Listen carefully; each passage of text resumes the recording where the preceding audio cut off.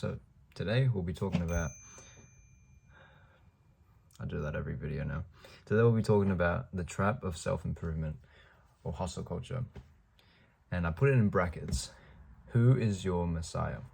And I'll get into what that means. So you might be someone who isn't a Christian. But what I mean here is, if you think about Messiah, what is it? The Messiah is someone in the Bible who was prophesied to be, the savior, someone who's going to come and solve your problems, someone who's going to save you from something.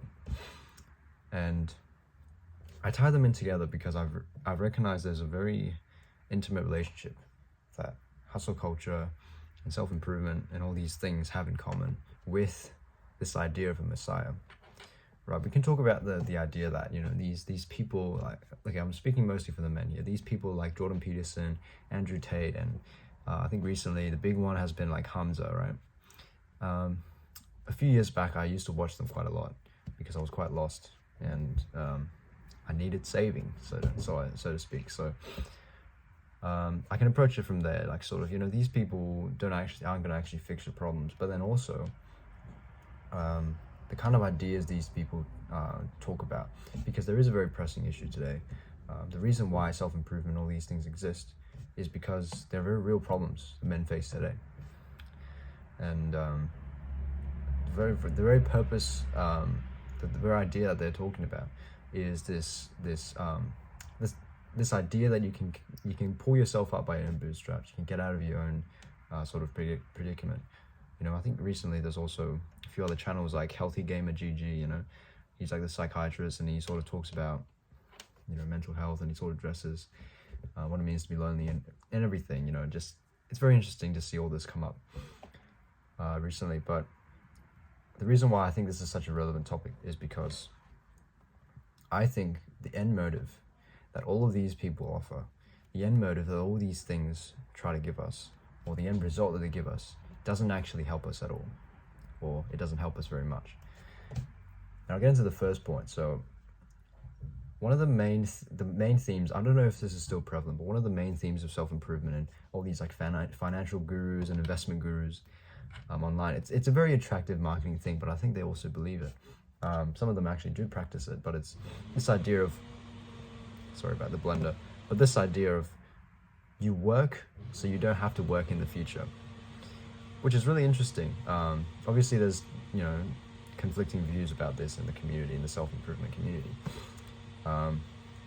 But this idea that you work hard for this purpose so that you can retire early, or so that you can invest in other things that you actually want to do, so that kind of stuff, so to speak, or like earning income from your passion, or earning income from doing side hustles and stuff like that, which is very popular today.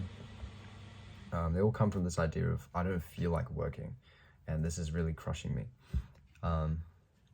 But actually there's something about that is wrong, because all of us are supposed to work. Now I think Jordan Peterson talks about that. I don't fully agree with everything he says, but there is something that he says, which is sometimes you feel like your life isn't worth living, or your life isn't worth much, and you want to commit suicide, is because you haven't faced a big enough challenge, you haven't faced a big enough struggle. And he talks about the idea of fighting the big dragon, facing that big dragon in your life and conquering it. That's what gives your life meaning and purpose, right? But I want to refute that as well, and I'll get into a conclusion down the line. So working so you don't have to work. Number 2 is work so you can have everything you want. Working to have enough money, to have enough time and freedom to do basically whatever you want, is a very attractive thing to think about, and it's also something that's very freeing to think about, and it's something that I also want, to varying degrees, of course. And there's also something about that isn't entirely right, because they're offering, again, I want to reiterate, they're offering this as a way of sort of, in a way it does help, but they're sort of offering it as a final solution, to give a more definite and more dark term to it, something that will solve your problems, something that will make you satisfied, and it is very valid, right? So you do this hard stuff now so that you can have the good stuff later, sort of thing. It is very valid, but I'll talk a bit more about that in the conclusion. So Number 3 is work for freedom. Working so you don't have to suck up to anyone. Working so you can be your own boss. Working so you can be who you're meant to be, who you want to be. Working so you can become this version of yourself that you've always strived towards all this time but could never reach. And the reason why I'm tying in the Messiah here is because there is a salvific theme right here, which is what everyone wants, actually, at the end of the day. What everyone wants is they want to be saved. They want to be saved. But what do they want to be saved from? And that's very important to understand, because whatever we think our problem is, whatever we think our biggest struggle is, that's who we will make our Messiah to be. That's what we'll worship. That's who we'll be. You know, if we worship, say, freedom, then we will. If freedom means salvation to us, so financial freedom, then we'll worship whatever's going to give us that financial freedom. If becoming the best version of ourselves, or being the best me, or whatever, if that's our idea of freedom, then we're going to worship that, or whatever's going to give us that, right? But what I'm trying to say is, I think everything that I just listed missed the mark. I'm going to tie into the last video I talked about, which is we look for that material solution. We look for that one thing in this life that we're going to get, which is going to make us happy. And we don't have to strive anymore. We don't have to struggle anymore. We can just rest with this thing that we want, you know? And so I'm going to end with this question. Who is your Messiah?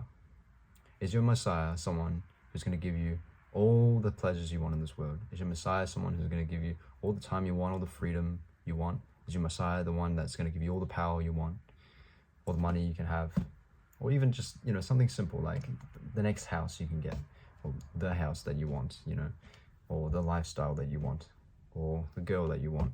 Doesn't really matter. It could be anything. But who is your Messiah? I think that is a question that's worth asking, especially to those of us men who are struggling today. If it's any of you guys, I'm speaking to you today, because I walked through that valley. So yeah, that's it. Who is your Messiah?